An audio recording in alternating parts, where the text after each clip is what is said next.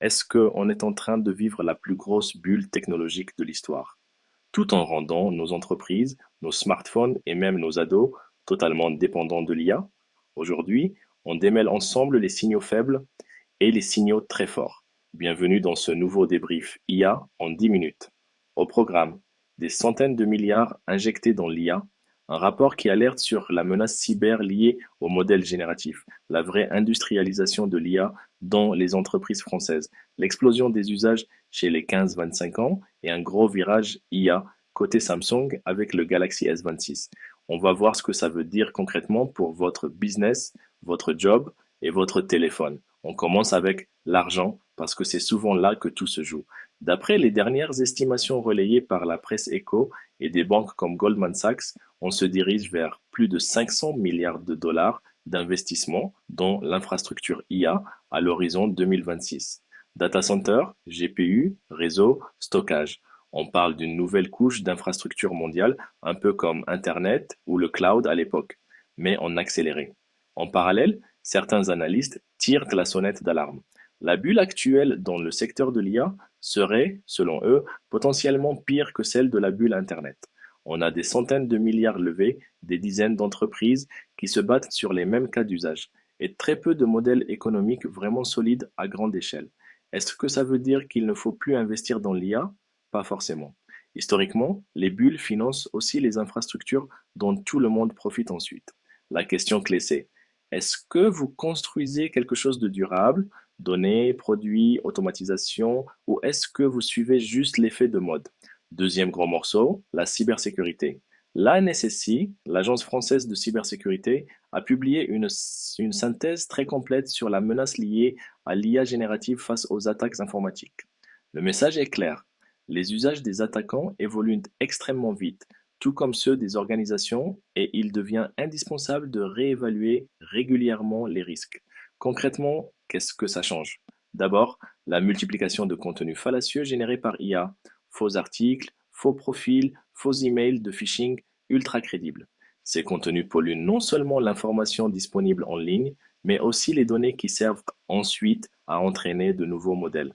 On se retrouve avec un Internet de plus en plus contaminé par du contenu synthétique, parfois malveillant.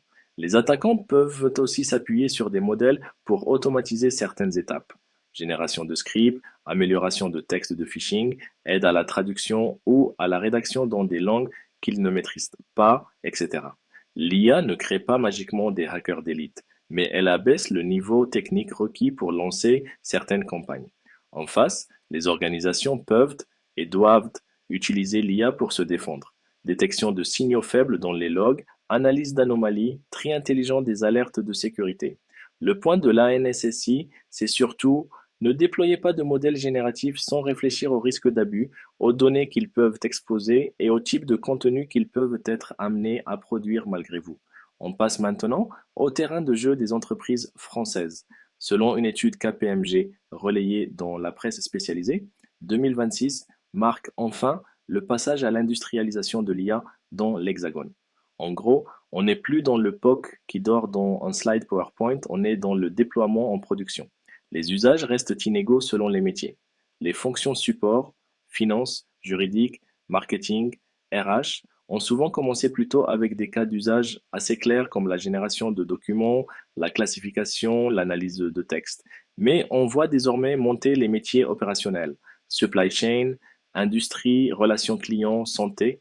Ce qui change vraiment, c'est la gouvernance. Mise en place de politiques IA, comités de pilotage, référentiels de données, indicateurs de ROI. Les entreprises commencent à traiter l'IA comme une capacité industrielle, pas comme un gadget d'innovation. Ça implique aussi plus de rigueur: qualité de la donnée, sécurité, conformité, gestion des risques éthiques. Si vous êtes dans une organisation qui n'a pas encore passé ce cap, la question ce n'est plus: faut-il faire de l'IA, mais plutôt: où sont nos cas d'usage les plus mûrs et comment on évite de s'éparpiller. Justement, en parlant de terrain, un autre article met en avant les tendances IA qui transforment la productivité des équipes de terrain en 2026. On ne parle plus seulement de chatbots internes, mais d'agents autonomes et de copilotes intégrés aux outils du quotidien. Quelques exemples typiques: des techniciens de maintenance qui reçoivent sur mobile un diagnostic pré-rempli basé sur l'historique des pannes et les capteurs IoT. Des livreurs ou agents logistiques dont les tournées sont optimisées en temps réel par des modèles prédictifs. Des forces commerciales qui ont un copilote pour préparer leurs rendez-vous, analyser les comptes rendus et suggérer les prochaines actions. Ces agents ne remplacent pas les équipes terrain, ils augmentent leur capacité d'action. Mais pour que ça fonctionne, il faut trois conditions. Des données métiers propres, une intégration fluide dans les outils déjà utilisés et surtout de la formation. Une IA mal intégrée ou mal comprise finit vite désactivée par les équipes. Pour les organisations, c'est un basculement important. L'IA n'est plus cantonnée au siège ou aux fonctions bureau, elle descend réellement sur le terrain, là où se crée la valeur opérationnelle. On termine avec le grand public et le hardware. Côté usage, une étude sur les 15-25 ans montre que 89% d'entre eux utilisent déjà l'IA et que plus de la moitié s'informent principalement via les réseaux sociaux. L'IA est intégrée dans leurs apps, leurs flux, leurs moteurs de recherche, souvent sans même qu'ils s'en rendent compte. Pour le référencement et le marketing en 2026, ça change beaucoup de choses. Les contenus doivent être pensés à la fois pour les moteurs classiques et pour les assistants IA qui synthétisent, reformulent, recommandent. Les marques qui ignorent cette couche d'intermédiation risquent de disparaître des radars de cette génération. En parallèle, côté matériel, Samsung préparerait un virage stratégique pour son événement Unpacked 2026. Parmi les rumeurs autour du Galaxy S26 Ultra, on parle d'un retour en force des puces Exynos avec un NPU, le processeur dédié à l'IA, annoncé 30% plus performant que celui de Qualcomm pour les tâches IA. Pourquoi c'est important? Parce que toute la bataille des géants se déplace vers l'IA embarquée. Résumé en local, retouche photo et vidéo en temps réel, traduction instantanée, assistant contextuel qui tourne directement sur l'appareil avec moins de données envoyées dans le cloud. Avoir un NPU puissant devient un argument clé pour différencier un smartphone. Ce mouvement rejoint tout le reste de ce qu'on a vu aujourd'hui, plus d'infrastructures, plus de puissance, plus d'usage, et donc plus d'enjeux économiques et sécuritaires. En résumé, 2026 ressemble vraiment à une année charnière. On a d'un côté un afflux massif de capitaux qui risque d'alimenter une bulle, de l'autre des entreprises qui, enfin, industrialisent leurs usages IA. L'IA descend sur le terrain, dans les poches avec les smartphones et dans le quotidien des 15-25 ans, pendant que les cyberattaquantes apprennent eux aussi à en tirer parti.